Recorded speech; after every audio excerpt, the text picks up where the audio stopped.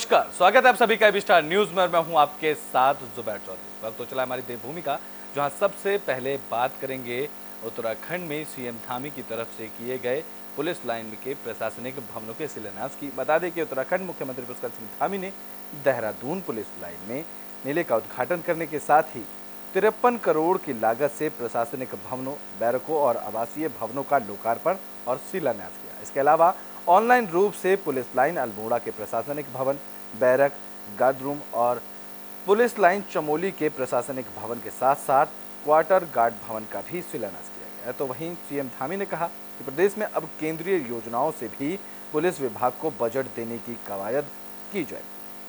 CM Dhami ने कहा कि राज्य सरकार पुलिस कर्मचारियों के कल्याण और उनके आवासीय और अनावासीय सुविधाओं को पूरा करने के लिए कार्य कर रही है। प्रदेश सरकार भविष्य में वित्तीय संसाधनों से भी बजट का प्रावधान करेगी।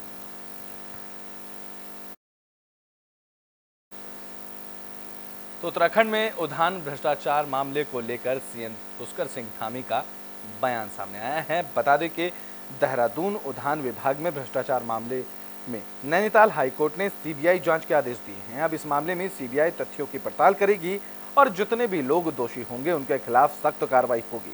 इस मामले में विभाग के पूर्व निदेशक हरविंदर बवेजा को पहले सस्पेंड किया जा चुका है। तो वहीं अब मुख्यमंत्री पुष्कर सिंह धामी ने इसको लेकर कहा कि यह मामला न्यायालय में है और कोर्ट के आदेश के अनुसार आगे की कार्रवाई की जाएगी।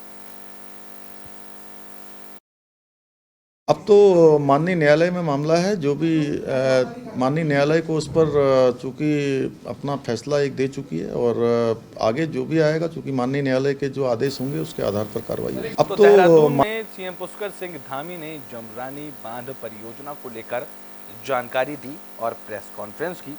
मुख्यमंत्री पुष्कर सिंह धामी ने प्रेस कॉन्फ्रेंस की और मीडिया से वार्ता करते हुए कहा कि जमरानी बांध परियोजना को केंद्रीय कैबिनेट के आर्थिक मामलों की कमेटी ने अपनी मंजूरी दे दी है। इस महत्वपूर्ण योजना को मंजूरी प्रदान करने के लिए मुख्यमंत्री ने प्रधानमंत्री नरेंद्र मोदी का उत्तराखंड की जनता की ओर से आभार व्यक्त किया है। मुख्यमंत्री ने कहा कि इस बांध परियोजना के निर्माण से हल्द्वानी और आसपास के क्षेत्र में पेयजल और सिंचाई की समस्या का हल होगा। इसके साथ ही विद्युत उत्पादन भी होगा।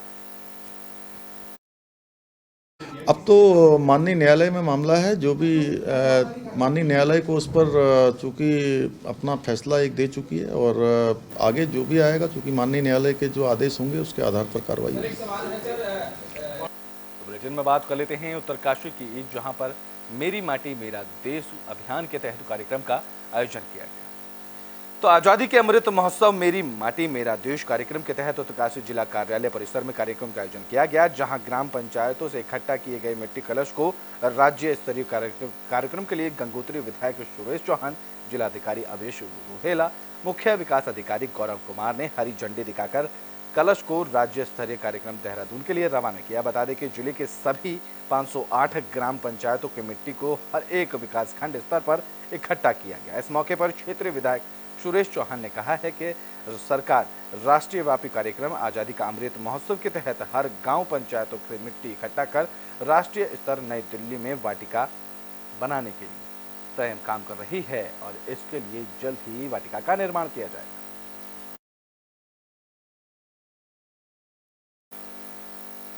तो बुलेटिन में बात कर लेते हैं अल्मोड़ा की, जहां से कांग्रेस के प्रदेश अध्यक्ष करण माहरा ने बीजेपी सरकार पर जमकर निशाना साधा है। तो बता दें कि उत्तराखंड की पूर्व मुख्यमंत्री सड़क दुर्घटना के बाद देहरादून के एक अस्पताल में भर्ती थे।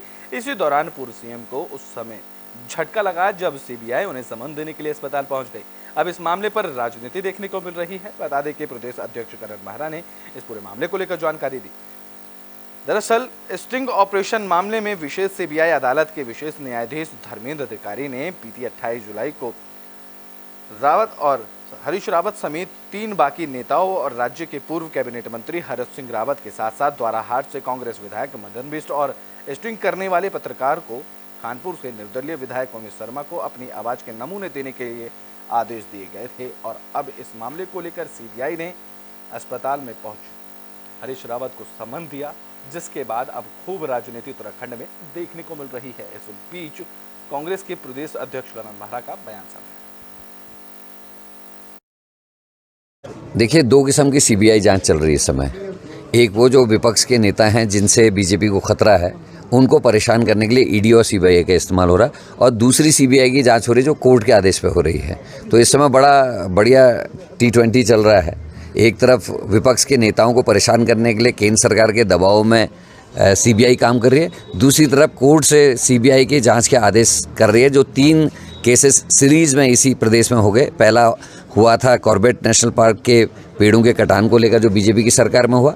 दूसरा हरिद्वार में पार्किंग को लेकर एक सीबीआई जांच की आदेश हाईकोर्ट ने खुद संज्ञान लेके किया है। तीसरा हॉर्टिकल्चर में जो एक बहुत बड़ा घोटाला हुआ है, जिसमें एक बीजेपी के विधायक का नाम भी इंगित किया जा रहा है, उनके भाई को भी सम्मिलित किया गया है। तो ये 3 जो सीबीआई की जांच हो रही है हाईकोर्ट के निर्देश पर हो रही है। और बाकी जिन लोगों के, चाहे वो रावत जी हैं चाहे अन्य लोग हैं, ये वो लोग हैं जो बीजेपी को परेशान करते हैं, बीजेपी के खिलाफ मुखर हैं और इनको केंद्र सरकार के दबाव में। तो बुलेटिन में बात बाजपुर की कर लेते हैं, जहां कांग्रेस कार्यकर्ताओं का प्रदर्शन देखने को मिला है। ये प्रदर्शन बाजपुर सामुदायिक स्वास्थ्य केंद्र को लेकर किया गया। तो उधम सिंह नगर के बाजपुर का सामुदायिक स्वास्थ्य केंद्र इन दिनों खूब चर्चा का विषय बना हुआ है, जिसका मुख्य कारण स्वास्थ्य केंद्र में तैनात दंपति चिकित्सक का मरीज के साथ दुर्व्यवहार और तानाशाही को माना जा रहा है, जिससे क्षेत्र के लोगों में खासा आक्रोश भी देखने को मिल रहा है। वहीं दंपति डॉक्टर की तानाशाही के खिलाफ कांग्रेस कार्यकर्ताओं ने भी कमर कस ली है, जिसके चलते कांग्रेस कार्यकर्ताओं ने दंपति चिकित्सक के खिलाफ स्वास्थ्य केंद्र में धरना प्रदर्शन किया और जमकर नारेबाजी की। इतना ही नहीं, कांग्रेस कार्यकर्ताओं ने मुख्यमंत्री पुष्कर सिंह धामी से दंपति डॉक्टर के स्थानांतरण कराए जाने की मांग की। जहां कांग्रेस कार्यकर्ताओं ने सामुदायिक स्वास्थ्य केंद्र में तैनात दंपति चिकित्सक की लापरवाही और तानाशाही पर आक्रोश व्यक्त करते हुए धरना प्रदर्शन शुरू किया। प्रदर्शनकारी कांग्रेस कार्यकर्ताओं ने स्वास्थ्य केंद्र के CMS और उत्तराखंड सरकार के खिलाफ जमकर नारेबाजी की। इस दौरान कांग्रेस कार्यकर्ताओं ने मुख्यमंत्री को संबोधित ज्ञापन SDM राकेश चंद्र तिवारी को सौंपा। वहीं नेता प्रतिपक्ष जसपाल आर्या के प्रतिनिधि DK जोशी ने कहा कि बीते दिनों स्वास्थ्य केंद्र की महिला चिकित्सक की तरफ से एक गर्भवती महिला को उसके गर्भ में पल रहे बच्चे को मृत होने की जानकारी दी गई थी, जिसके बाद अल्ट्रासाउंड में बच्चा सही पाया गया था। उन्होंने कहा कि स्वास्थ्य केंद्र में लोगों के उपचार के साथ साथ चिकित्सकों का खास ख्याल रखने की जरूरत है। साथ ही उन्होंने मुख्यमंत्री पुष्कर सिंह धामी से दंपति चिकित्सक का स्थानांतरण कराए जाने की भी मांग की। देखिए, बहुत दिन से कई सारी शिकायतें आ रही थी। लोग परेशान थे, तीमारदार परेशान थे, मरीज लोग परेशान थे। अच्छा व्यवहार डॉक्टर द्वारा नहीं किया जा रहा था इस अस्पताल के अंदर। तो मजबूरन कई तरह से देख करके समझ करके फिर यहाँ कांग्रेस पार्टी के द्वारा धरना दिया गया और मुख्यमंत्री को संबोधित ज्ञापन भेजा है। SDM साहब आए हैं और धरना समाप्त किया गया आश्वासन के बाद कि सारी चीज़ें सही होंगी, डॉक्टर सही अपना काम करेंगे। और जिस संबंध में भी बातचीत की गई है उस प्रकरण के अंदर भी संबंधित जांच चल रही है, उसका भी आश्वासन दिया गया है। और डॉक्टर समय पर आएंगे, OPD भरपूर होगी और देखभाल सही से होगी, तीमारदार भी सही से बात कर सकेंगे। दूसरी चीज़, SDM साहब ने औचक निरीक्षण किया है, कई खामियां पाई गई हैं, जो कि उम्मीद की जा रही है कि अब काम अच्छा होगा। ऐसा है, विगत दिनों में हम लोग लगातार सुन रहे हैं पब्लिक की पीड़ा को कि यहाँ पर जो हमारे CMS हैं और उनकी वाइफ है, उनका बड़ा दुर्व्यवहार है यहाँ की पब्लिक के साथ, यहाँ की गरीब महिलाओं के साथ, और उसके खिलाफ आज हम लोग यहाँ बैठे। जबकि विगत दिनों में एक महिला जिसका जो गर्भवती थी, जिसका बच्चा होना था, उसको मैडम ने यहाँ पर जो डॉक्टरनी साहिबा हैं उन्होंने बोल दिया था कि वो जो है उसका बच्चा पेट में मर चुका है। जबकि वो गरीब आदमी उसके बाद प्राइवेट में जाता है और वहाँ पर उसका बच्चा जो है सही पाया जाता है। तो इस तरीके से यहाँ की गरीब जनता को बरगलाया जा रहा है। हम तो ये चाहते हैं कि यहाँ पर कंटिन्यू अगर इनकी देखभाल, अगर हमारे जो पीड़ित लोग हैं उनसे ज्यादा देखभाल की जरूरत यहाँ के जो ये डॉक्टर हैं इनकी देखभाल करने की ज्यादा जरूरत क्यों। जिला चिकित्सालय बाजपुर है। यहाँ शिकायतें आ रही थी कि पेशेंट को दिक्कत हो रही है, जो उनको ट्रीटमेंट मिलना चाहिए वो ट्रीटमेंट नहीं मिल पा रहा है, समय से डॉक्टर अवेलेबल नहीं रहते और इमरजेंसी में भी कभी कोई डॉक्टर समय से अवेलेबल नहीं हो पाते। तो उसको देखते हुए आज यहाँ स्थानीय लोगों के द्वारा और जो लोग थे उससे प्रभावित थे उनके द्वारा एक धरना दिया गया था, तो उसका ज्ञापन लेने आया था मैं। और ज्ञापन के पश्चात मैंने यहाँ जो चिकित्सक तैनात है उनसे और जो हॉस्पिटल है, हॉस्पिटल में जैसे OPD है, OT है, मेडिसिन वाला जो कक्ष है और जो गाइनो वगैरह के कक्ष है, बुलेटिन में बात रुड़की की कर लेते हैं, जहां कांग्रेस नेता आदिल फरीदी की तरफ से निःशुल्क कैंसर कैंप लगाया गया। तो रुड़की के खताखेड़ी में एक बार फिर समाज सेवी और कांग्रेस के नेता आदिल फरीदी ने कैंसर का निःशुल्क कैंप लगाकर गरीब लोगों को राहत देने का काम किया। इस मौके पर क्षेत्र के कई जाने माने नेता भी कार्यक्रम में शामिल हुए। वहीं दर्जनों कैंसर से पीड़ित मरीजों की जांच इस निःशुल्क कैंप में की गई, जहां देहरादून के महंत इंद्रेश अस्पताल के जाने माने कैंसर सर्जन अजीत तिवारी ने सभी मरीजों की गहनता से जांच की और उन्हें उनकी बीमारी के अनुरूप दिशा निर्देश दिए। अभियान में इंद्रेश की ओर से किया गया और इसमें मेरे यहाँ मुख्य अतिथि अजीत तिवारी कैंसर सर्जन मेरे आवास पर पहुँचे और ये कैंसर के बारे में लोगों को जागरूक कर रहे हैं और जो कोई कैंसर पीड़ित है उसकी सर्जरी कर रहे हैं। और मैं तहे दिल से महंत इंद्रेश सजादा गद्दी का भी तहे दिल से धन्यवाद करता हूँ और अपने बड़े भाई सुमित प्रजापति जी का भी धन्यवाद करता हूँ। वे इस अभियान का अहम हिस्सा है, उनके माध्यम से ये अभियान चल रहा है और मैं तहे दिल से धन्यवाद करता हूँ अजीत तिवारी जी का। तो बुलेटिन में बात तो खटीमा की कर लेते हैं, जहां पुलिस को बड़ी सफलता हाथ लगी है। पुलिस ने 2 शातिर बदमाशों को गिरफ्तार किया है। तो खटीमा पुलिस को बड़ी सफलता मिली। दरअसल पुलिस ने 2 शातिर बदमाशों को गिरफ्तार किया और चोरी की बाइक बरामद की है।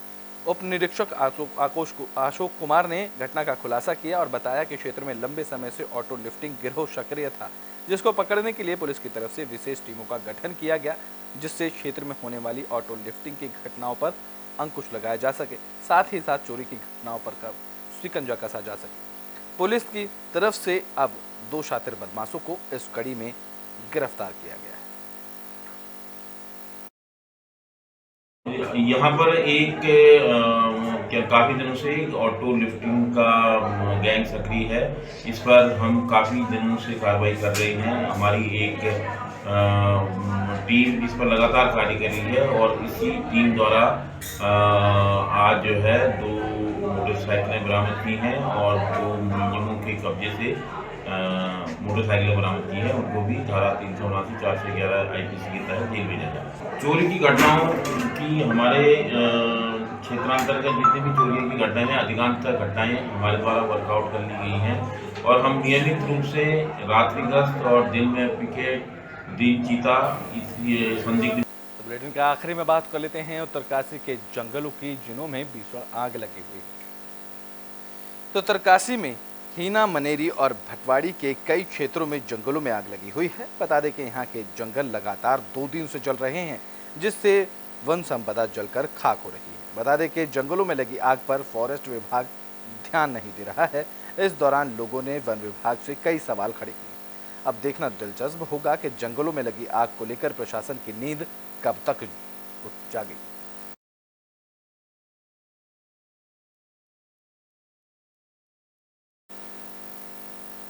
तो उत्तराखंड के बुलेटिन हमारी देवभूमि में भी के लिए बस इतना ही। देश और दुनिया की तमाम खबरों के लिए देखते रहें एबी स्टार।